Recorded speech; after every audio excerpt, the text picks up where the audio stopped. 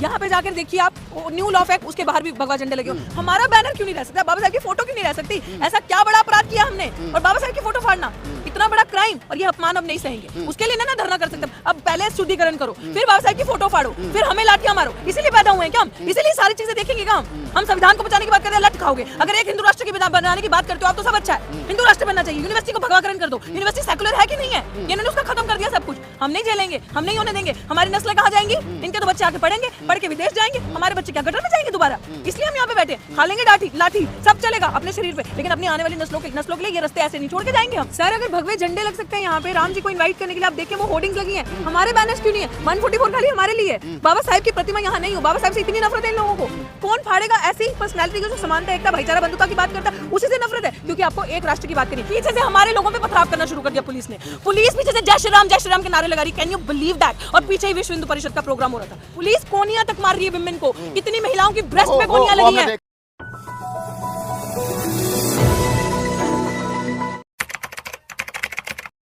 ये देख लीजिए बाबा साहब की फोटो, अब दोबारा आपके सामने उस दिन यहाँ लगाई थी फोटो, आपके सामने फोटो जब लगाई थी यहाँ पे, और आप सबने वो फोटो देखी थी, और देखिए कितनी ज्यादा इनकी हिम्मत। और कभी भी आप एक ऐसी पर्सनालिटी जिसका भारत के संविधान के अंदर दर्जा है, जो इतनी इमिनेंट पर्सनालिटी है, उसकी पिक्चर्स आप इस तरीके से ड्रॉ करके इंसल्ट नहीं कर सकते। और ये कैमरा जो है, कैमरा इसके अंदर रिकॉर्डिंग होगी।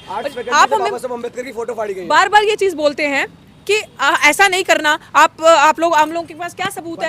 आपके सामने उस दिन यहाँ पे फोटो लगाई थी, ये फिर से बाबा साहब भीमराव अम्बेडकर का अपमान हुआ है। मत पूछना आप शुद्धिकरण क्यों होता है, मत पूछना आपका धरना क्यों उठाया गया। यहाँ पे इतने भगवे झंडे लगे हैं, आपने देखे, यहाँ पे सामने बड़ी बड़ी होर्डिंग्स लगी, आपने देखी, तो ये फोटो कैसे फटी? ये फोटो कहाँ गई? इनके कैमरा में रिकॉर्डिंग होती है ना, आज के आज हमें वो रिकॉर्डिंग देखनी है। इन लोगों पे आपको लगता है पूरा प्रशासन, ये संगी गुंडे, ये जिनके वर्दी पहनी है खाकी, इन सब पे ये सब मिले हुए हैं हमारे। इनसे चंद लोग सहे नहीं जा रहे हम लोग, और अब इसका इनको सबूत देना पड़ेगा। हम तो ऐसे नहीं हटेंगे। अब तो इसके खिलाफ एक और धरना लगेगा। इन्हीं में से जो पुलिस की वर्दी में से ही है कि वाइस चांसलर के इशारे पे हुआ है, वाइस चांसलर आए थे फाड़ने के लिए। तो हमने कहा वाइस चांसलर आए थे कि कहते हाँ वो खुद आए थे। तो फिर हमने कहा किससे पूछा आपने, किसने बताया? करे हमें नहीं पता। फिर मुंह फेर लिया। तो ये हरकत है इनकी। मतलब आपका सीधा आरोप है कि वाइस चांसलर के इशारे पर इन लोगों ने फाड़ा है। सर अगर भगवे झंडे लग सकते हैं यहाँ पे, राम जी को इनवाइट करने के लिए, आप देखिए वो होर्डिंग्स लगी हैं, हमारे बैनर्स क्यों नहीं है? 144 खाली हमारे लिए। बाबा साहब की प्रतिमा यहाँ नहीं हो। बाबा साहब से इतनी नफरत है इन लोगों को, कौन फाड़ेगा? ऐसी पर्सनैलिटी जो समानता, एकता, भाईचारा, बंधुता की बात करता है, उसी से नफरत है, क्योंकि आपको एक राष्ट्र की बात करनी है। कल विश्व हिंदू परिषद वाले 7 वाली बिल्डिंग में प्रोग्राम कर रहे थे, वो लोग कर सकते हैं, हम लोग नहीं कर सकते। आप देखिए ना प्लीज, आप पूरे कैमरा में रिकॉर्ड करके दिखाइए। वो हमारे जब यहाँ पे जय भीम के झंडे लगे होते छोटे छोटे, उनको कैसे उखाड़ के फेंका, तो बाकी होर्डिंग्स, बाकी बैनर्स कैसे लग सकते हैं? आप कैसे प्रूफ करोगे कि वाइस चांसलर के इशारे पे फाड़ा गया? बिल्कुल, आप एक तो प्रूफ, वो रहा कैमरा, वो दोनों रहे कैमरा, वो जो एक्यूज पकड़ा गया वो बताएंगे, और ये पुलिस वाले बताएंगे जिन्होंने हमें ये चीज बताई है कि हाँ ये वाइस चांसलर के इशारे पे होता है। हमने पूछा वाइस चांसलर ने फाड़ी, किसने फाड़ी? हाँ वो खुद आए थे। हमने कहा किसने? आपके पास एक प्रूफ है इस चीज का? क्या हमें नहीं पता, वो बात करना हमसे बंद करके। तो इसका मतलब इनको पता है, इनको बताया गया था। यहाँ पे सर इनकी इतनी हिम्मत है, वो कैमरा से पता चल जाएगा ना सर सारी चीजें। हमने तो उस दिन आपके सामने फोटो लगाई थी, उसकी तो सारा प्रूफ हमारे पास है, सारी रिकॉर्डिंग्स हमारे पास है, हमारे पास सारा सबूत है। अभी साथी आशुतोष बताएंगे। अभी भी फोटो के फटे हुए फोटो के थोड़े से वहाँ पर अंश हैं। बिल्कुल अंश है, आपको जूम करके दिखा दिया। आप बताओ, आपने 112 पे कॉल करा अभी? क्या 112 पे कॉल किया? क्या कह रही है पुलिस? 112 पे कॉल किया, अभी रिस्पॉन्स नहीं आया है। देखो बात हो गई है कि हम अभी आ रहे हैं, और लोकेशन बता दिए। उस दिन हम सबके सामने अनाउंस करके बाबा साहब अम्बेडकर की फोटो लगा गए थे।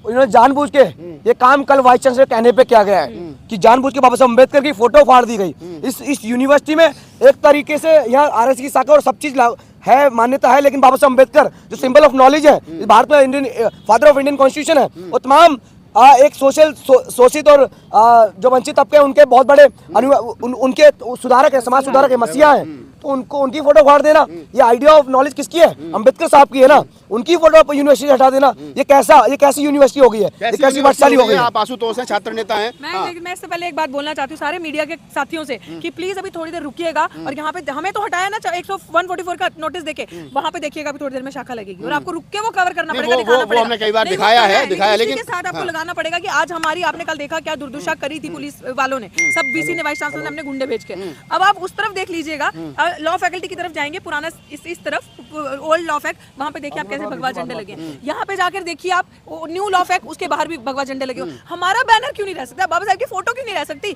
ऐसा क्या बड़ा अपराध किया हमने? और बाबा साहब की फोटो फाड़ना इतना बड़ा क्राइम, और ये अपमान अब नहीं सहेंगे। उसके लिए ना धरना कर सकते, अब पहले शुद्धिकरण करो, फिर बाबा साहब की फोटो फाड़ो, फिर हमें लाठियां मारो। इसीलिए पैदा हुए हैं क्या हम? इसीलिए सारी चीजें देखेंगे क्या हम संविधान को बचाने की बात कर रहे हैं, लठ खाओगे। अगर एक हिंदू राष्ट्र की बनाने की बात करते हो आप तो सब अच्छा है, हिंदू राष्ट्र बनना चाहिए, यूनिवर्सिटी को भगवाकरण कर दो। यूनिवर्सिटी सेकुलर है कि नहीं है? इन्होंने उसका खत्म कर दिया सब कुछ। हम नहीं झेलेंगे, हम नहीं होने देंगे। हमारी नस्लें कहाँ जाएंगी? इनके तो बच्चे आके पढ़ेंगे, पढ़ के विदेश जाएंगे, हमारे बच्चे क्या गटर में जाएंगे दोबारा? इसलिए हम यहाँ पे बैठे, खा लेंगे लाठी, सब चलेगा अपने शरीर पे, लेकिन अपनी आने वाली नस्लों के लिए ये रास्ते ऐसे नहीं छोड़ के जाएंगे। हम यहीं रहेंगे, यहीं गाड़ेंगे झंडा। और कौन से लोग हैं जिनको बाबा साहब से 3 नफरत है कि फोटो से भी उनको घृणा, फोटो तक वाइस चांसलर, ये जो जिनके अंदर खाकी के अंदर भगवा, ये पुलिस वाले, रजिस्ट्रार सविता रॉय जो एक रणवीर सेना की सबसे बड़ी गैंगस्टर है, उसको, फिर अब रजनी अभी, ये सब लोग इसीलिए तो बैठे हैं। रजिस्ट्रार के बारे में तो कहा जा रहा है, सोशल मीडिया पे खबर है कि कल आपको बुला करके नौकरी ऑफर की उन्होंने। सोशल मीडिया पे खबर है, बहुत अच्छी बात है। हम लोग क्या करते हैं ना, ये आप पर्सनालिटी देख रहे हैं साथ खड़े होके, इसीलिए हम लोग फेयर एंड जस्ट चीजों में बिलीव करते हैं। इसीलिए जब हम अंदर गए, हमने बाहर दरवाजे से ही वीडियो रिकॉर्डिंग स्टार्ट करी थी, और आपको हम बताएंगे कि हमने कल प्रेस कॉन्फ्रेंस करनी थी, लेकिन प्रार्थना साहब की थोड़ी तबीयत ढीली है, तो आज कोर्ट में भी हियरिंग थी, पूरी टीम वहां से आ रही है, हमारे पास पूरी वीडियो रिकॉर्डिंग है, हम कितना डेलीगेशन यहाँ से गया था और हम क्या बात करके, और डॉक्टर रितु का मुद्दा कहाँ है वहाँ पे आप देखोगे, डॉक्टर रितु का मुद्दा कौन से नंबर पे है, और आप देखोगे ये सारी चीजें कि नौकरी मांगी, ये सबके लिए न्याय मांगा, ये सबके लिए जिनकी थाली से खाना। ये तो सच्चाई है ना कि कॉलेज प्रशासन की तरफ से आपको नौकरी ऑफर की गई, आप मना करके चले आए? नहीं, बिल्कुल नहीं, ये कोई कल ऑफर नहीं की गई, बहुत सालों से। क्या बात हुई थी वाइस चांसलर के साथ? हमारे पास पूरी वीडियो है, आपको दिखा देंगे। उन्होंने हमें कहा था कि आपके क्या इश्यूज हैं, क्या मुद्दे हैं, हमने उन्हें अपने मुद्दे बताए थे कि इमीडिएट बैकलॉग जो है वो फिल किया जाए, जितना भी बैकलॉग SC ST का है उसका स्पेशल ड्राइव निकाल के, जैसे बाकी यूनिवर्सिटीज कर रही हैं आप करो, और अगर आपके नॉलेज में ये चीज है कि बैकलॉग है और आपने नहीं दिया अभी तक, तो उसका रीजन आप बताएं। और हमारा जो सविता रॉय जो है और रजिस्ट्रार, उसको सस्पेंड अभी तक FIR होने के बावजूद दोनों को क्यों नहीं किया? क्योंकि दोनों पे SC ST एक्ट के अंदर FIR है।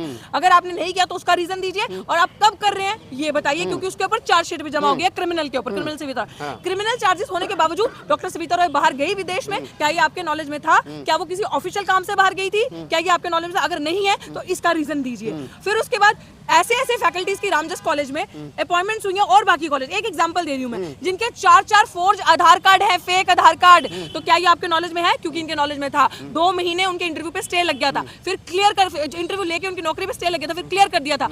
और उनका जो कॉल रिकॉर्ड्स, बहुत सारी चीजें हमारे ऑफिस में हमारे पास आई हैं, उन लोगों ने हमें अप्रोच किया। तो यहाँ पे मैंने कल क्या कहा था, क्राइटेरिया क्या है दिल्ली यूनिवर्सिटी में आज नौकरी पाने का? या तो ये, या तो वुमेन अगर आप हो तो आपको अपने साथ समझौता करना पड़ेगा। रात को 1:30 बजे से लेकर 2 बजे तक, सुबह 4:30 5 बजे तक कॉल एक्सचेंज हुए बिटवीन द गर्ल जो अपॉइंट हुई है as a permanent faculty and the chairman of the college. Is this the criteria to get a job in DU? Do you think that we women now need to choose this road to get a job in the one of the affiliated premium university of India? हमें ये करना पड़ेगा।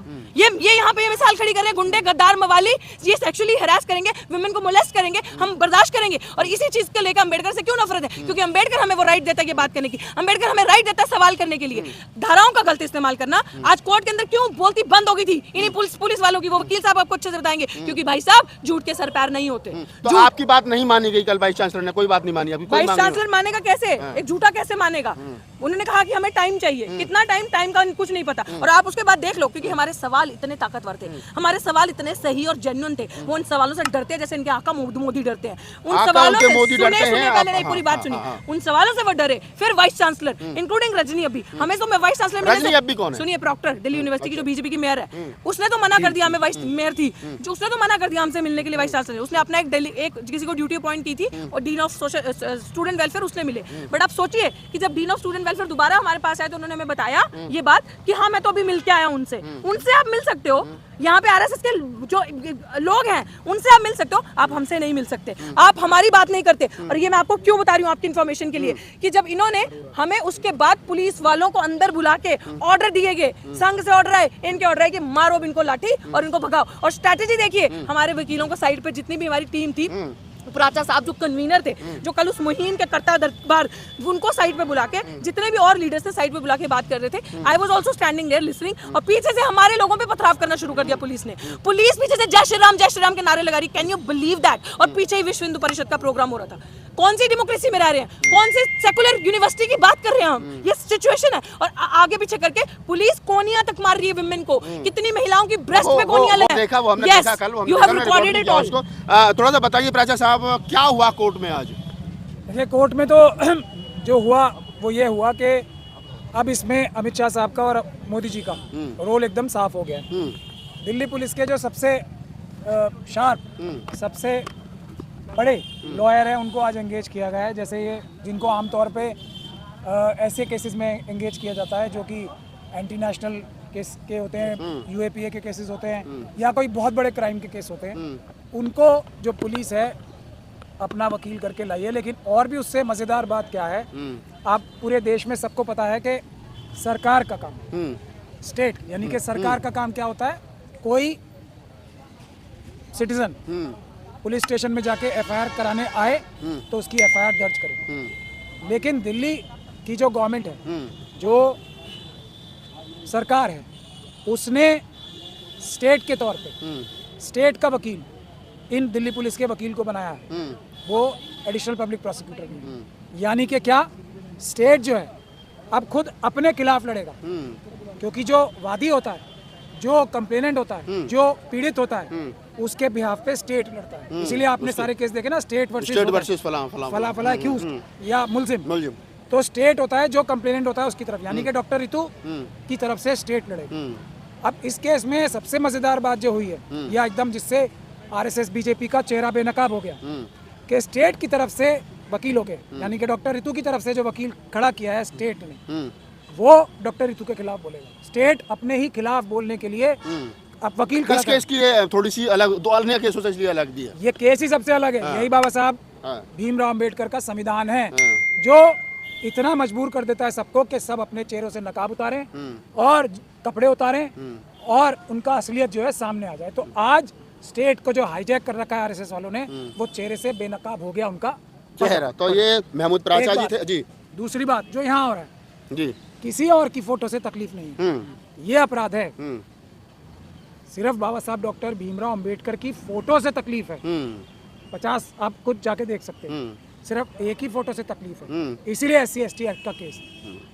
तो आप महमूद प्राचा थे और तमाम जो कल की घटना हुई हमने उसके बारे में भी सवाल लिए कि किस प्रकार से कल क्या BC के साथ में बात हुई, थाने में क्या हुआ, और अभी जो बाबा साहब डॉक्टर अम्बेडकर की फोटो फाड़ी गई है उसके बारे में हमने सत्यप्रकाश जी से पूछा कि क्या क्या धारा उसमें लगेंगी।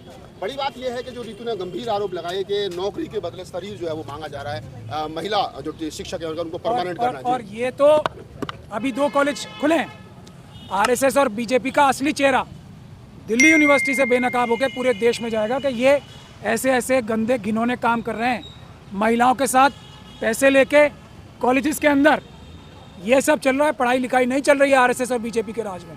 ये अभी 2 कॉलेज खुले हैं, पड़ोस में हैं, दौलतराम, रामजस, उसके बाद हिंदू, उसके बाद स्टीफेंस, उसके बाद ये सब, ये सारे कॉलेजों में के अंदर जो गंदे घिनौने काम RSS और बीजेपी ने पिछले 10 साल में शुरू किए, वो सब बेनकाब होंगे। आप सब लोग देखेंगे, इसीलिए अम्बेडकरवादियों से डरते हैं।